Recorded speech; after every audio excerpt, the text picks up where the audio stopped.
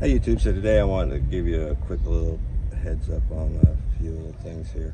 I was doing a wheel bearing job on this particular vehicle here, and as you can see, you see that piece right there is kind of fused onto there.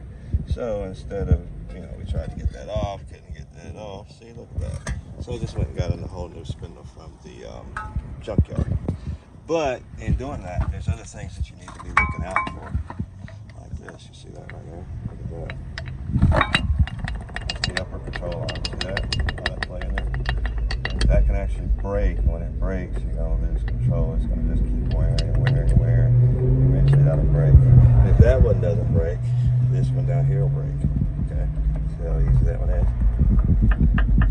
Hear that? Yeah.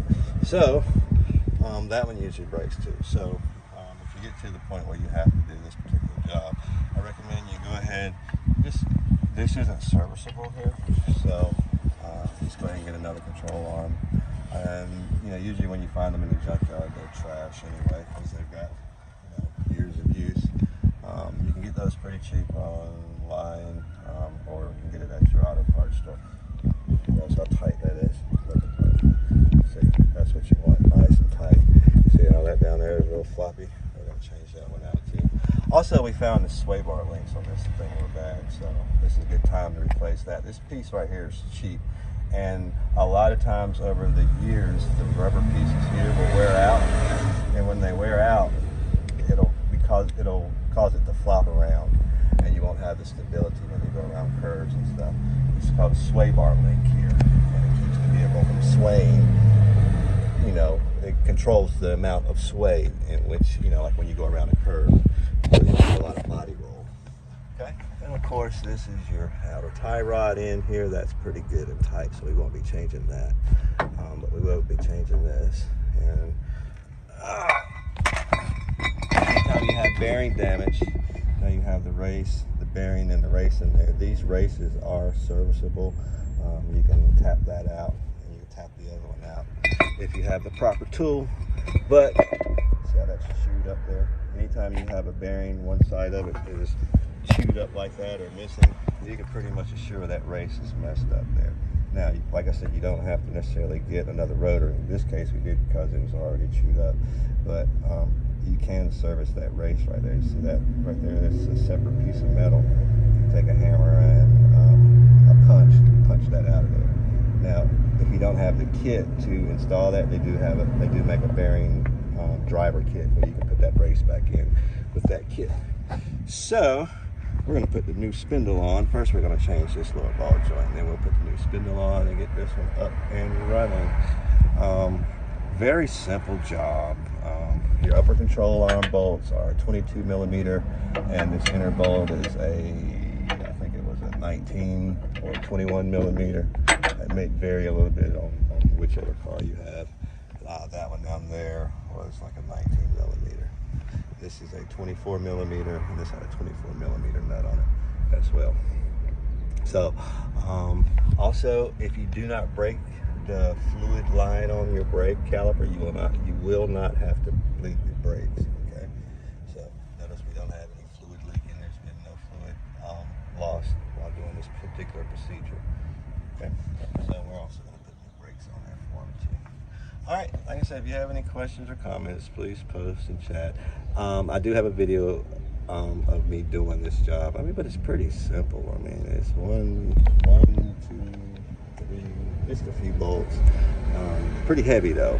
Oh, and to get it loose, that was the other thing. They make a tool that you can drive in there. It's a fork, you can hit it and it'll drive in there and it'll pop this loose. But if you have a good 5-pound hammer, you can hit it right there on the contact point, and that'll break that loose. And you can hit it right there on that contact point, and that'll break that loose. And usually the bottom will fall off. If it doesn't, just tap it, because the bottom just comes straight down. And to get that out, of course, you have to remove that ring there. Tap that one good time, 2 good times, that'll fall out of there actually. Going back, they make a press. It looks like a big C-clamp. It'll drop that back in there. All right. Any questions, please post, chat, subscribe. Thanks for watching, and thanks for all your support. Oh, here's another sign. This is one of the key signs of why this needs to be done. Look at that tire there. Okay. Also, the bearing comes up, but look at that tire. That's why we're replacing this as well as replace that. And as you can see, the wear pattern on that tire is horrible. It's wearing out the inside. And when we come over to the other side and look on this side, it's doing the exact same thing. So, I don't know if he's going to have this side done. He'll probably have this side done next. But today, this man's truck's back up and rolling. We're going to get this side fixed and brand new. All right. Any questions? Oh, one last thing, one other thing. We had a bad brake pedal, and this is another common issue on these Ford trucks. All right, so you notice that over there. You see how dry that looks right there? You see how wet that looks right there? You can almost see a drip down there. What happens is over time, the wheel cylinders on these vehicles will go bad, start leaking. Okay, it's part of your brake system. In the front, you have calipers. In the back, you have the wheel cylinders.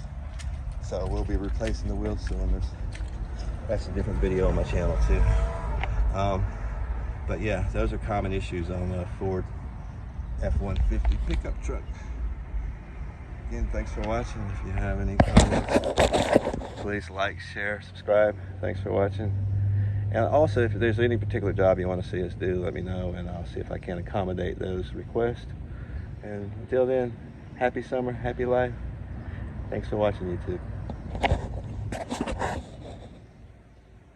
Okay, so I went ahead and put the lower ball joint in there, and you see how that's not moving? Yeah, that's a good one right there. All right, the old one.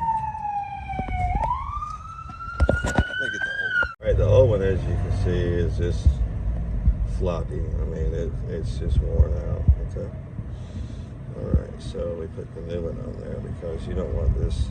You can't line the vehicle up when it's got a lot of play in there like that either. Also, okay. So, all right, so that's trash.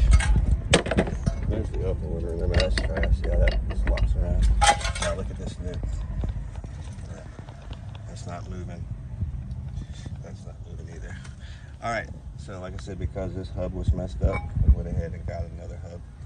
This helps you know easy that spins around, so you know it's got good bearings, not making any noise in there. So we'll put that hub on. After we get that on, we will need to align the vehicle, but before we align this vehicle, we'll have to do the other side to make sure you have new components on the other side. Then you can get an alignment. Okay, if you have one side that's as bad as this side was, then most likely your other side is going to be just as bad. All right, so again, thanks for watching. If you have any questions or comments, also while you're doing jobs, look around for stuff, you know, an old truck. I mean, you know, I don't know if you're doing it for yourself or if you're doing it for a client or whatever, but like just look around for stuff, you know what I mean, because you never know when, you know, they might, how the person wants to take care of the vehicle. And like prime example, you see that crack right there? Look at that crack on the exhaust manifold. Look at that.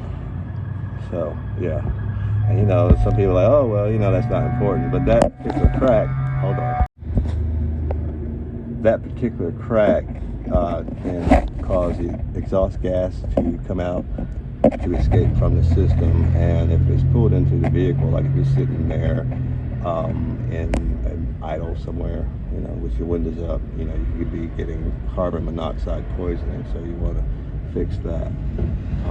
But yeah, like I said, just look around for stuff, you know what I mean? And, you know, like I say, preventive maintenance is the key to a long-lasting, well-running car. All right, any questions or comments, please post, chat, subscribe. Thanks for watching, YouTube.